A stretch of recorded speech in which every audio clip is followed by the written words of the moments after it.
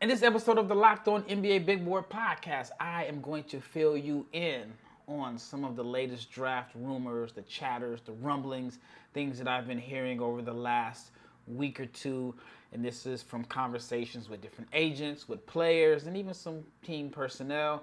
So you can find out who's ducking who. Nah, I won't do that. I won't put out the names of the guys that I hear have been running and ducking certain matchups, but you will hear about whose name is on the rise. And I have some info on some teams that are expected to be active around draft day. Stay tuned.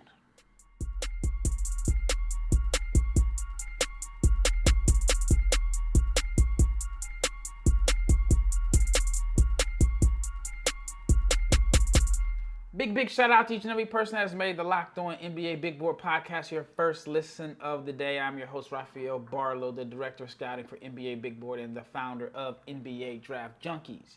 And this episode is brought to you by PrizePicks. If you are a first-time user, you can receive a 100% instant deposit match up to $100 with the promo code Locked On. That is PrizePicks.com, promo code Locked On. All right. I was out for a few days. I was traveling. I was in Atlanta. I actually went to the Overtime Elite facility. It was my first time in the building, and I was impressed. I liked the facility. I didn't get a chance to do a full tour simply because I didn't give them like enough notice, and it's kind of like I just kind of showed up randomly, booked the ticket late. But I got a chance to see the facility. And I mean, it's a dope facility right there in the city, Midtown, and just the number of players that you just see coming in and out, I was impressed with. I saw Sharif Cooper, I saw Kyra Lewis. I got a chance to watch the Thompson twins work out. There was quite a few other players. I saw Wendell Carter, saw Anthony Edwards. And what's funny is I saw Anthony Edwards. He was coming in while I was leaving to go grab something to eat. And I noticed he had a WME hoodie, and I thought it was weird because Anthony signed with Clutch. I reached out to some friends of mine that work for WME's big-time agency. It was formerly known as BDA. And I was like, hey, I just saw Anthony wearing a WME sweatshirt, and he kind of laughed, and he was like, yeah, I don't know what Anthony's going to do. And then not even 24 hours later, I see it's reported that Anthony Edwards left Clutch and signed with WME. So I thought that was pretty interesting. I mean, if I was like, I don't know, a media guy that was really, adamant about being first and kind of breaking different stories, then that could have been something that I broke, but it didn't even cross my mind. I just thought it was really weird. But anyway, let's talk about some of the topics that I've heard from speaking with different agents and players over the past few weeks. This is my first time really doing a draft rumors episode. All right, let's start with Julian Phillips.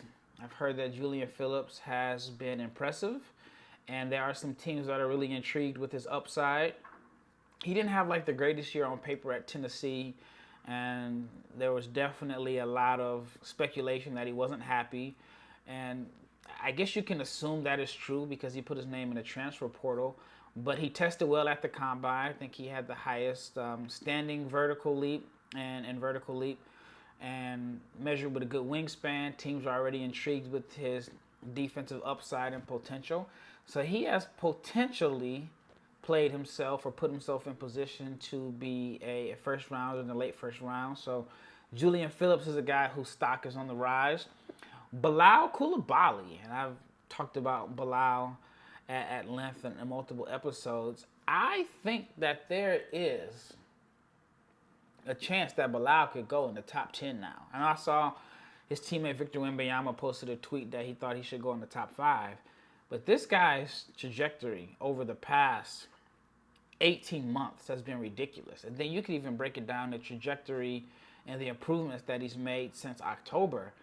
I mean, it's just been off the charts. I can't think of a time when I saw someone make so many improvements in such a short amount of time. Was not on any radars at this time last year. Even when I went to watch him play in France earlier this year, he was playing on the under 21 team. did good. I mean, he looked really good. I can't say he didn't, but he looked like a fish out of water when he was playing with the senior club. And I guarantee you, most people don't even remember his minutes when the Metropolitans came to play the G League Ignite earlier this year. And now he is making key plays in playoff games. Like the Mets, the Metropolitans 92, they are headed to the French Pro A-League finals, which is crazy considering that two of their top rotation guys are a 19 and an 18-year-old. That just does not happen in Europe. And Europe is a place where developmental minutes don't come easy for young prospects. If you are 18 or 19 years old and you are playing in Europe, that means you are better than the guy ahead of you.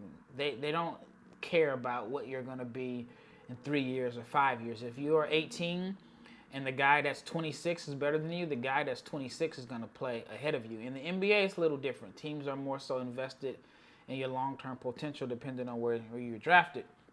So with Coulibaly, for him to go from being out of the team's rotation to being trusted with on-ball decision-making and being able to make plays, I think that he could end up in the top 10, which, I mean, I thought I was being very aggressive putting him in the lottery, but I think he can go in the top 10. Like, the biggest rumors are, maybe the Thunder like him, the Toronto likes him, but I'm hearing that maybe even Utah could have some interest in him at number 9. I've heard it from multiple sources that if Utah were to take him at number 9, they think that they would be able to get one of the point guards that they may be targeting with their second pick at number 16. Because if you look at the latest mocks, I mean, it's between Cason Wallace, Anthony Black, Jalen Hood-Schifino, Nick Smith, Keontae George. Not all of those guys are going to go in the top 10. So there's a really good chance that one of those guys falls to Utah at 16. Again, I've heard this from multiple people. Again, this is just what I've heard. I can't confirm, but if Utah doesn't think they can get Coulibaly at 16, but if they get him at 9, they may be able to get one of the point guards that they like at 16. Another big-time rumor that I'm hearing, I guess it's like very well known, that the Houston Rockets and James Harden could be reuniting this summer.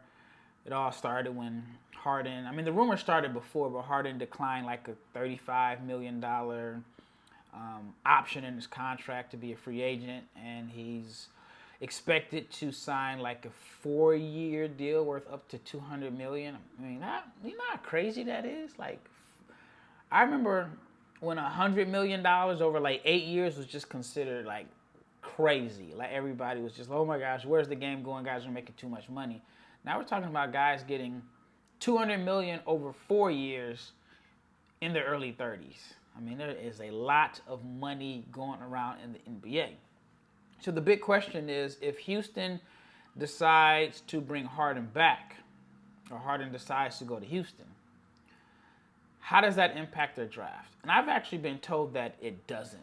If Houston likes Amen Thompson or Soar Thompson, then that's who they're going to go with. To me, I don't think it makes a lot of sense. If you're going to bring Harden back, then I think Cam Whitmore is the guy. I mean, if you're going to sign Harden to a 4-year deal, he's going to have the ball in his hand. He's going to be your primary ball handler.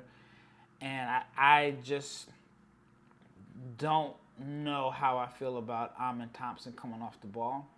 But anyway, I would go with Cam Whitmore. I'm not high on Cam Whitmore. And I think that he's, 2 years younger? I mean, he may not be as athletic, but he is probably, in most drafts would be considered the most athletic. And though he doesn't have the same like natural instincts as a passer and decision maker, I think he's a better shooter. But anyway, that's just me. But from what I'm hearing at Houston, whether they get Harden or not, they are going to draft one of the twins. But here's a big but. Pick number 20 is definitely in play for a trade, according to my people that I talked to. Houston does not want to add another 18 or 19-year-old to the roster.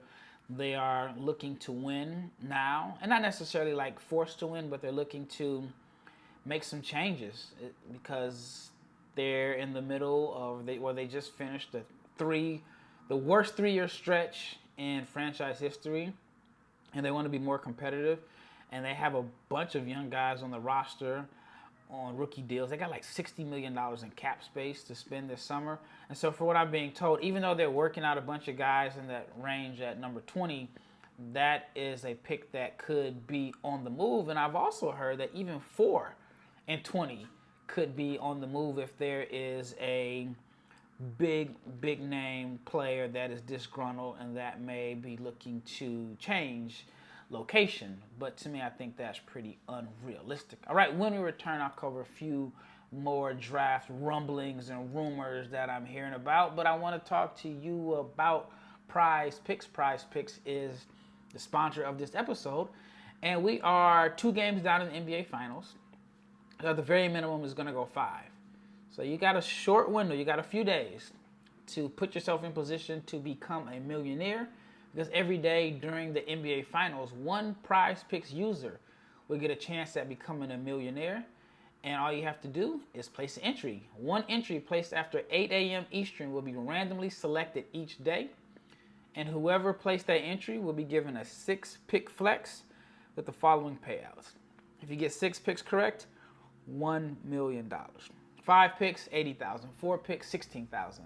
And the full details can be found at prizepicks.com/million. But you must opt in to a link to be eligible for the $1 million entry.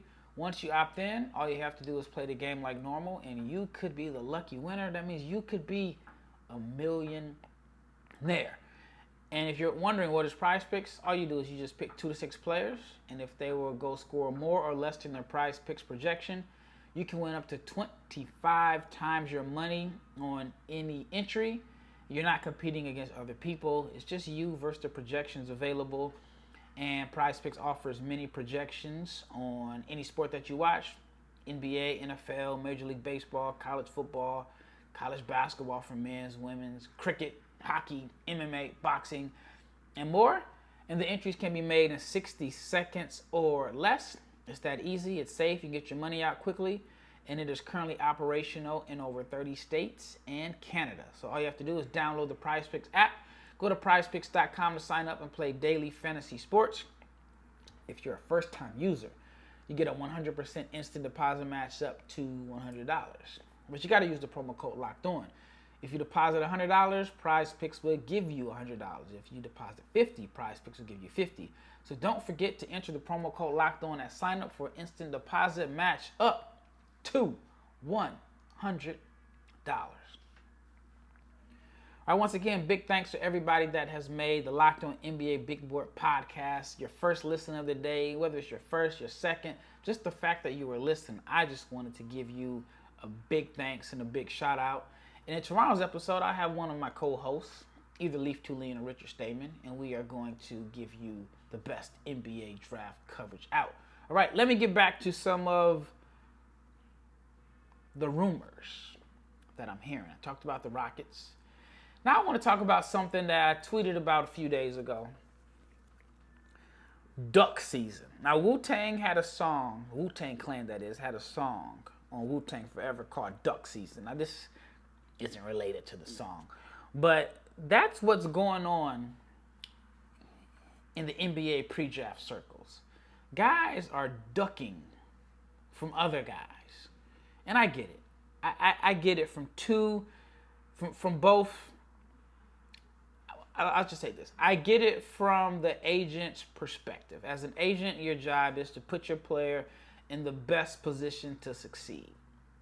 You don't want to put your client in a position where he's going to look overmatched in a workout. And I'll give you some examples of what I heard. A friend of mine told me when he went through the pre-draft process, he said he was a good athlete, but he was more so of a one-on-one type scorer, guy that could create his own shot.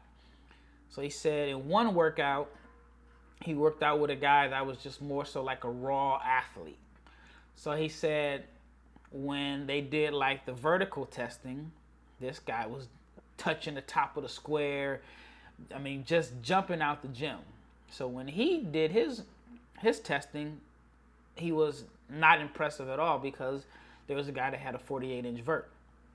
Then he said that because he was more so of a scorer, he was in a workout with a guy that was like a spot up shooter. And in this particular workout, they didn't do a lot of one-on-one drills or anything like that. So he felt like that particular team and that workout didn't give him the best position to like show that he was the better prospect.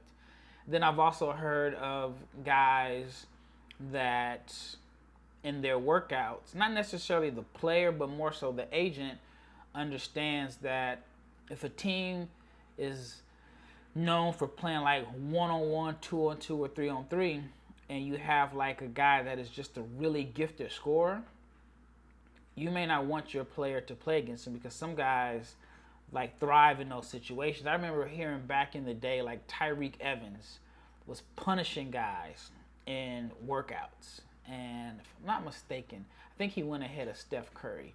And I've heard that there were some teams that were just like just impressed. I mean, I can imagine Tyreek Evans is just a monster to defend in a one-on-one or a two-on-two workout. So some teams are influenced by that. But we know the game isn't two-on-two or three-on-three.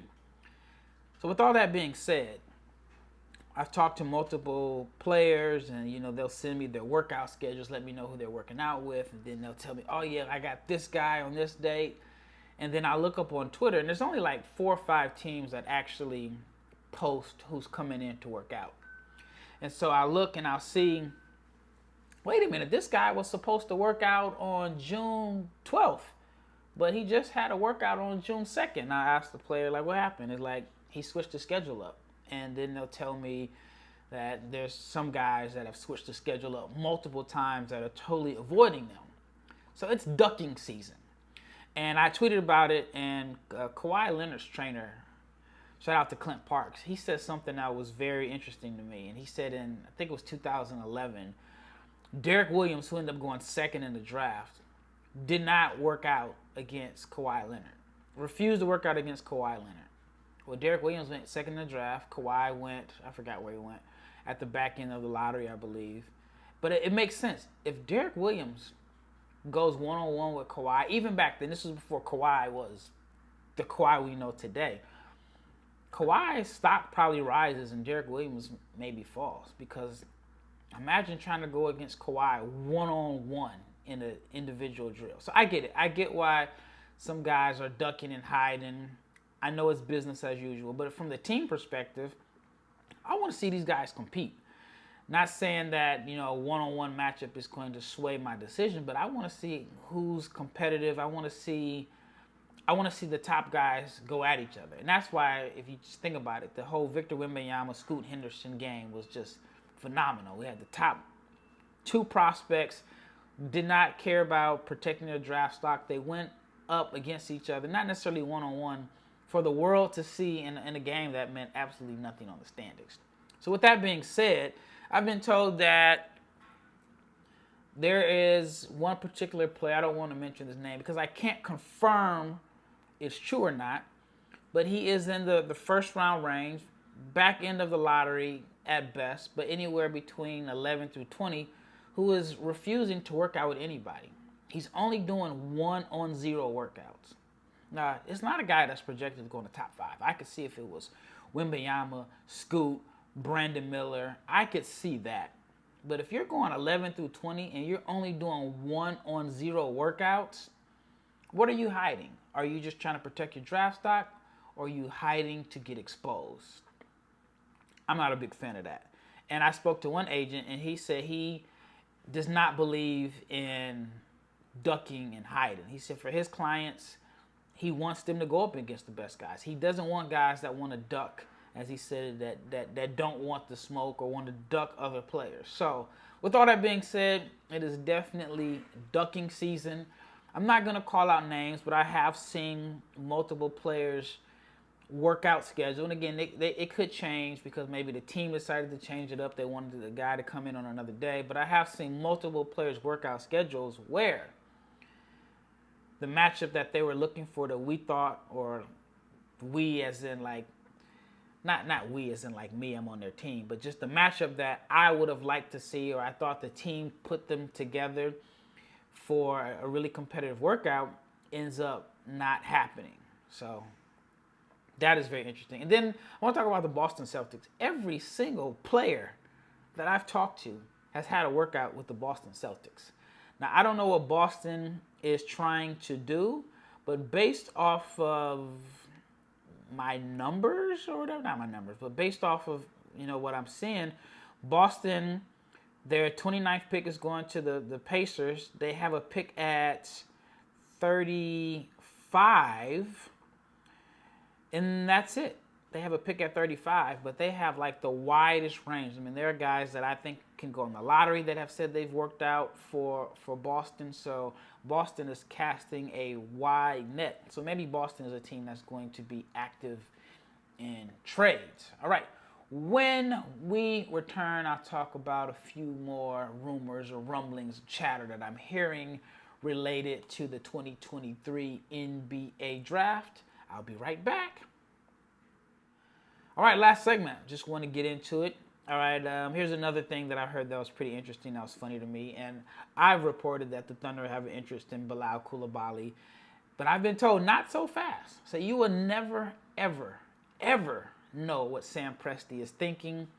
Now, while Coulibaly may fit what the Thunder are known for drafting, it was like Sam will never tip his hat. And I mean, I've went on to hear stories about how agents have said they had a meeting with Sam and they were in like a different city, and then he'll pick like the most obscure restaurant or place to do the interview. So I thought that was pretty interesting. And then speaking of Oklahoma City Thunder, the Thunder are rumored to be one of the teams that is, well, I shouldn't say that. Let me say this. The Thunder are rumored or picked, or many people think the Thunder are the team that have given Bobi Klintman a promise. Now, Bobi Klintman is from Wake Forest, 6'10", wing, can handle, can shoot, can pass. Didn't have big numbers, only 5 points per game. But he opted not to participate in the NBA draft. And from what I hear, he's not working out for anybody. So everybody is under the impression that he has a promise. A lot of people think it's the Thunder. Now with the Thunder, they have a pick in the lottery at number 12, and then their next pick isn't until 37. So unless Klintman is going to the Thunder, I can't see them taking him at 12, even though Sam Presti has the guts to pick whoever he likes whenever he wants. I don't think that's realistic that he'll go 12. 37, which is a pick they got from the Wizards, I mean, that's believable.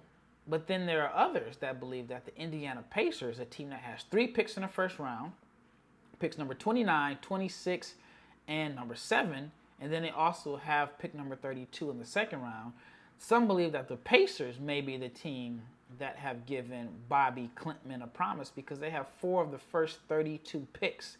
But also I've heard that Indiana is not expected to bring 4 rookies into training camp, so that could be interesting. But Bobi Klintman is a guy that is like one of the biggest mysteries, I should say. But I talked to one agent, and he thinks that if Klintman has a promise and he decided to shut it down, if he's not drafted high, it's a mistake. He feels like that Klintman is someone that would shine in workouts because he's 6'10", he can shoot, how fluid he is, and he just thinks that Klintman could go higher than wherever he's projected to go in these. I mean, basically he's saying if the Pacers or the Thunder have given him a promise, the highest that he's likely to go would be 26. And this agent believes that Bobi could go higher than 26 if he just went through the whole pre-draft process. Now, maybe the Thunder and the Pacers aren't the teams that have given him a promise, but it seems pretty risky that he would take a promise unless he's just comfortable with whatever this team is selecting. And speaking of being comfortable, I want to talk about the NIL and how it had a big impact on players withdrawing from the NBA draft at the deadline last week. To me, the biggest surprise is Dillon Mitchell. I thought Dillon had done enough, and the way teams have been drafting on upside and potential, I thought Dylan could be a late first-round pick, early second. Adembona, I mean, he was injured, so he didn't get a chance to really play or do anything at the combine. But he's someone that I thought could be in the 40s. Deron Holmes, I thought he could end up as a top 40 pick. I had him as a first-rounder most of the season. Coleman Hawkins is a guy that has drawn some interest. I've even heard from agents that there were teams that were like begging the players, hey, stay in the draft. You're going to get drafted. Or, at the minimum, you get a two-way. But a lot of players chose to stay in school. Reese Beekman chose to stay. Judah Mintz, Kevin McCullough Jr., Trey Alexander, Zach Edey, Arthur Kaluma, even though he's in the transfer portal, we don't know where he's going. Dylan Jones, Grant Nelson is a name that chose to go back to school. But from what I've been hearing, and I mean, it makes sense to me. I've talked about it on different podcasts.